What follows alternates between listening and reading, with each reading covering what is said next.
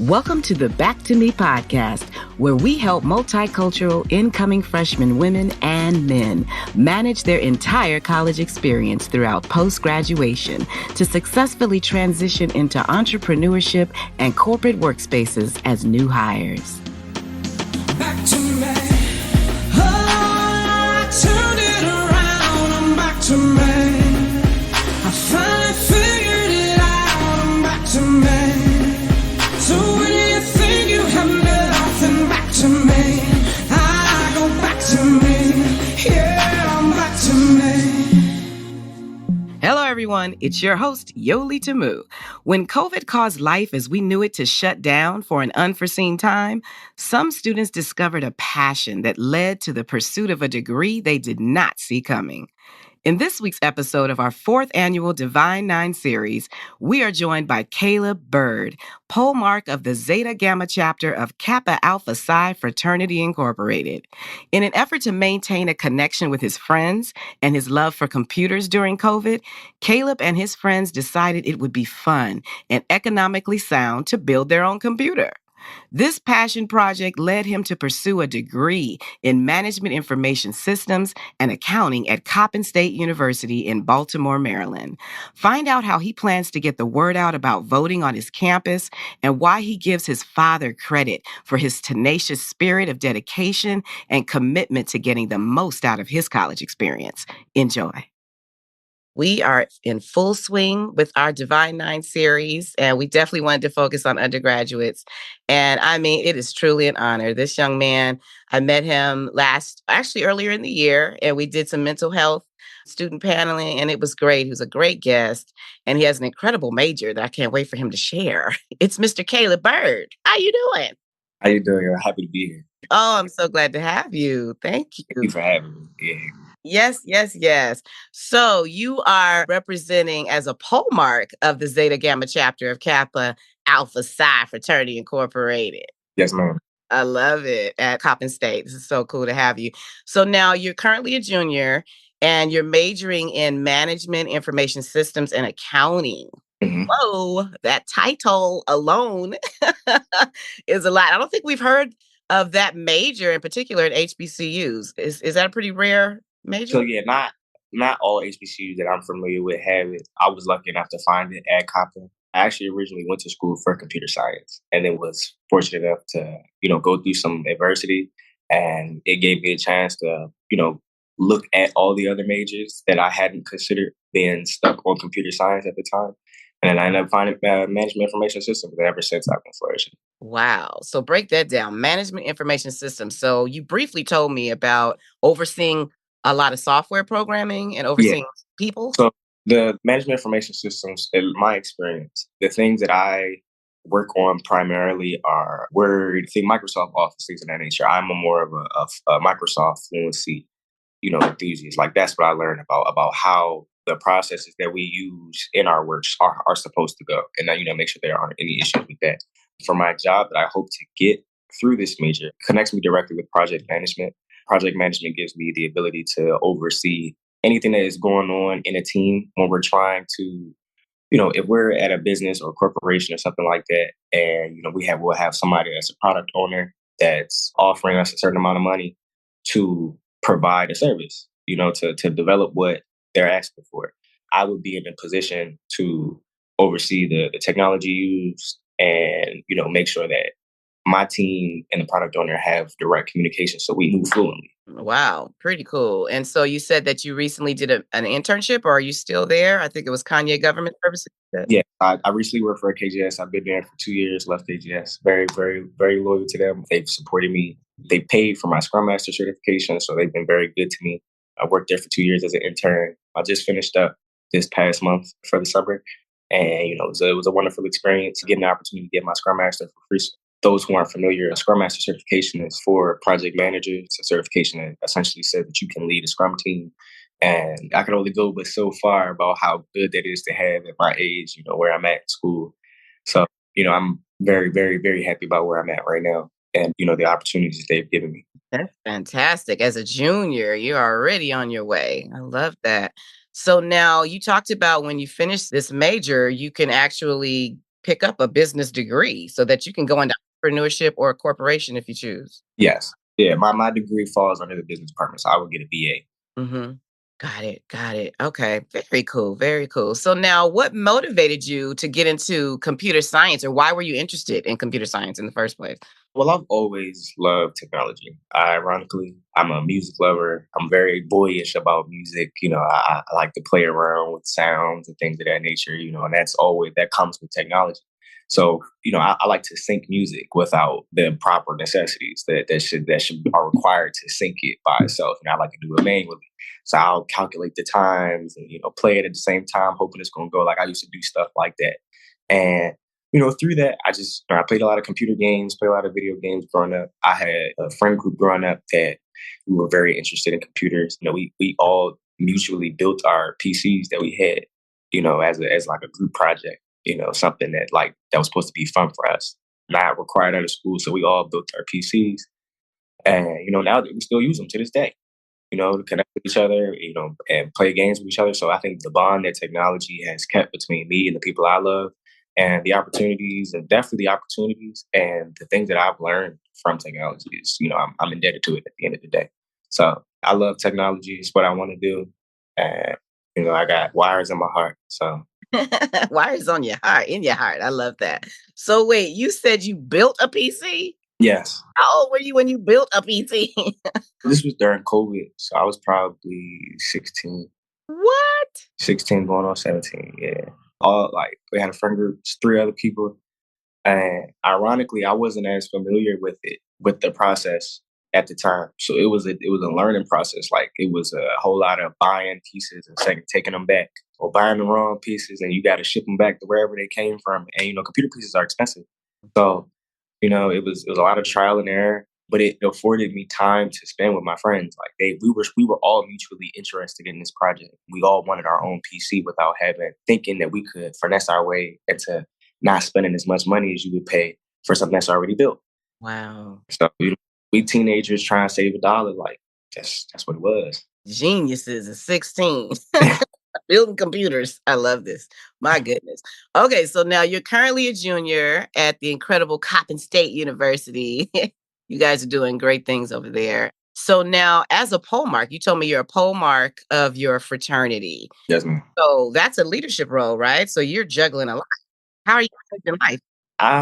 Time management. I know that sounds so cliche and so familiar. Everybody says time management. I think one of the things that I've learned in being in leadership that has been most impactful for me is the simplest way, like Nike said it best, by just doing it. Like there are a lot of times where I face adversity and things of that nature. You trying to juggle school, trying to juggle social life, but you have business to take care of. And sometimes that can be hard. It's all about prioritizing and, getting things done. But sometimes it's not always going to happen how you think. It's not always going to go how you plan. I can't say planning and time management is always going to work. Sometimes it just has to get done. And that really means by any means necessary. You have to be motivated by you when you're in these positions. Like you have a support system, but at the end of the day, you are who they look to for these things. You are now also not just a brother, but you are in leadership. Polemarch is equivalent to a president of a chapter. So, my brothers, they look to me for support, they look to me for leadership, they look to me for guidance. And, they look for me for preparation. That comes with events and hosting events, doing community service, all the things that go into the philanthropy and the brotherhood and the community service that comes from Kappa for our chapter starts with me. And, that just has to be done. It just has to be done. You gotta just do it. Like you gotta just finish. It's gonna be 11:58, and some paperwork due at 11:59. You got to just do it. I mean, like this interview, we had to reschedule, and you are here making it happen. Man, they don't even know how many times we had to reschedule. Okay, we've been trying to get together. We're trying to get together all week. I love it.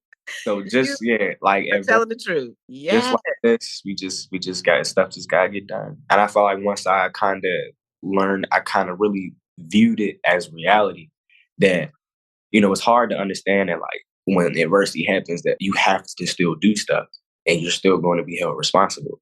Most people want to just say, if all things don't go in their favor, it's just like, okay, well, I tried. I did everything I could. And you don't have that luxury.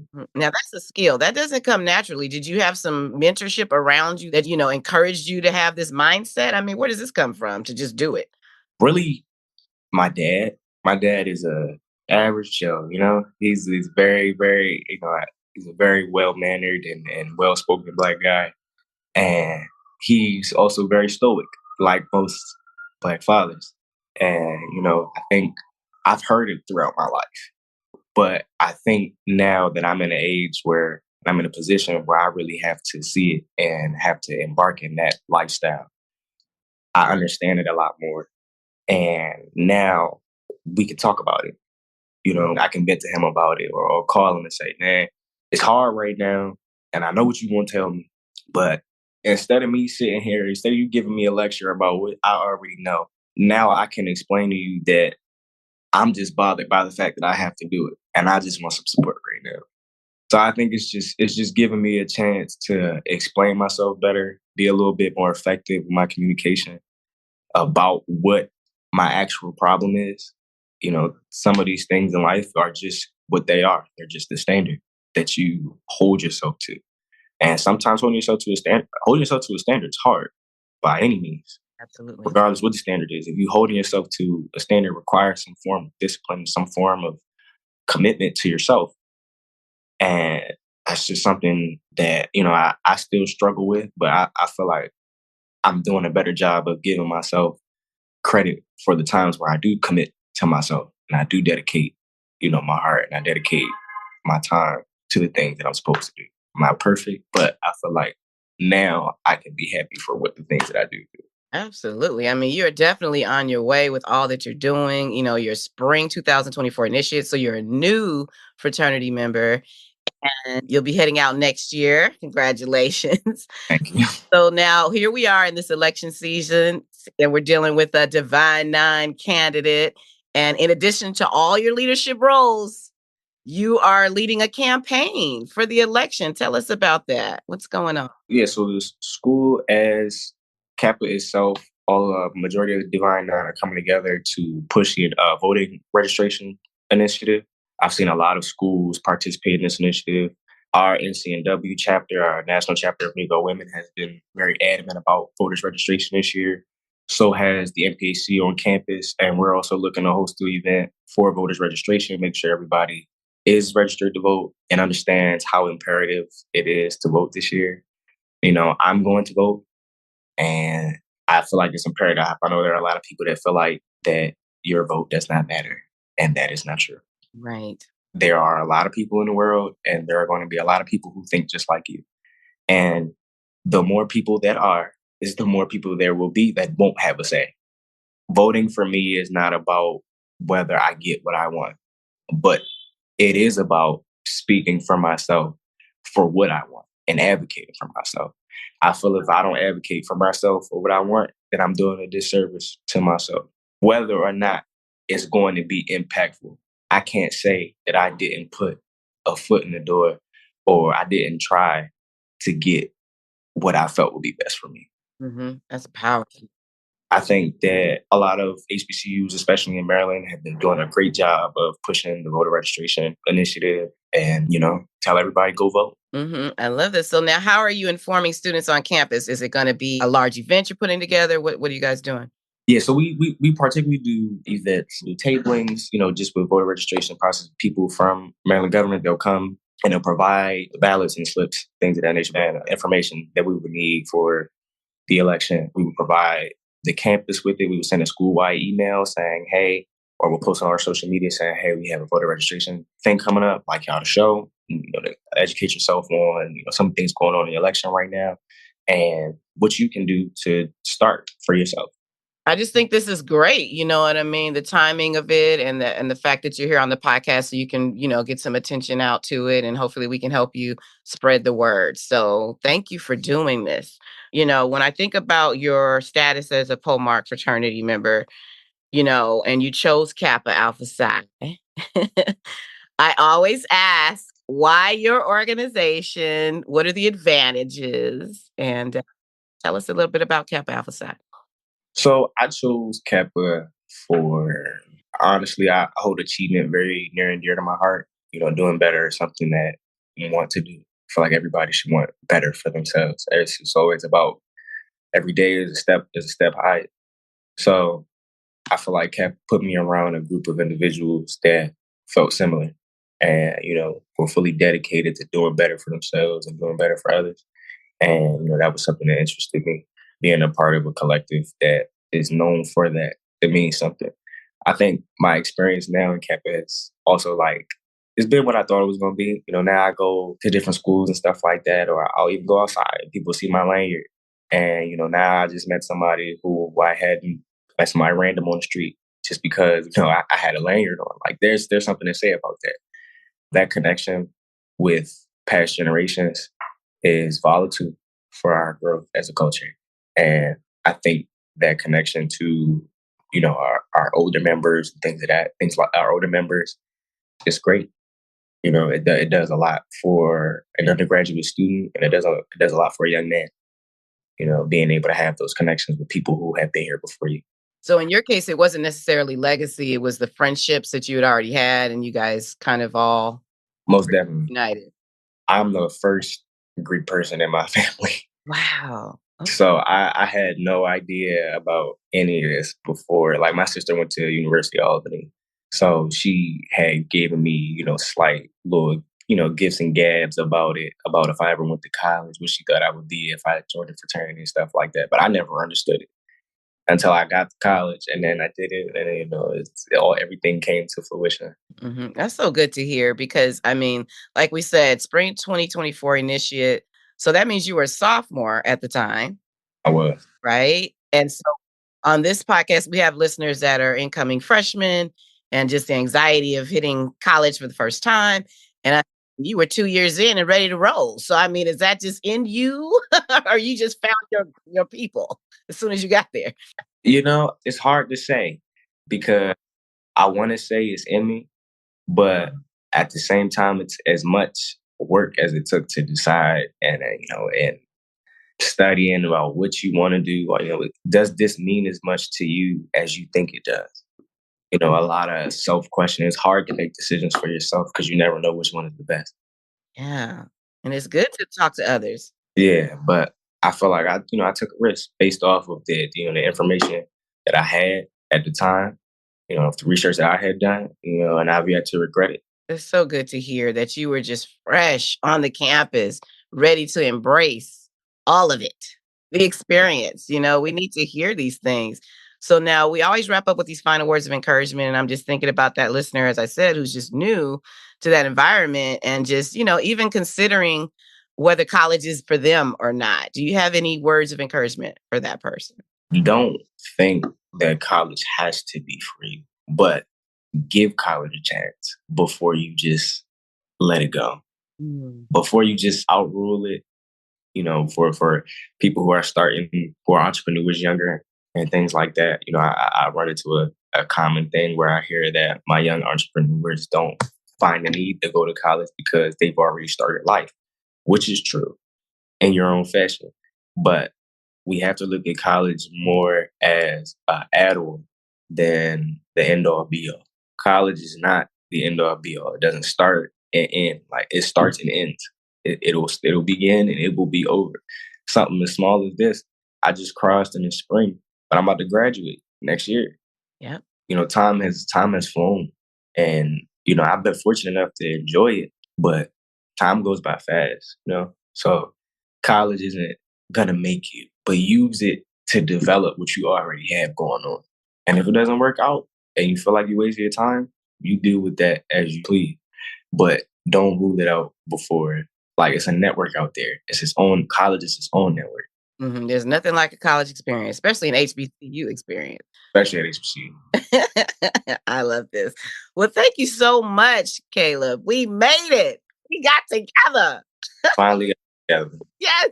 So now if they want to reach you on Instagram, should we send them there or to LinkedIn? Where can people reach out to you? Y'all can reach me on LinkedIn at Khaleb Byrd, KHALEBBYRD.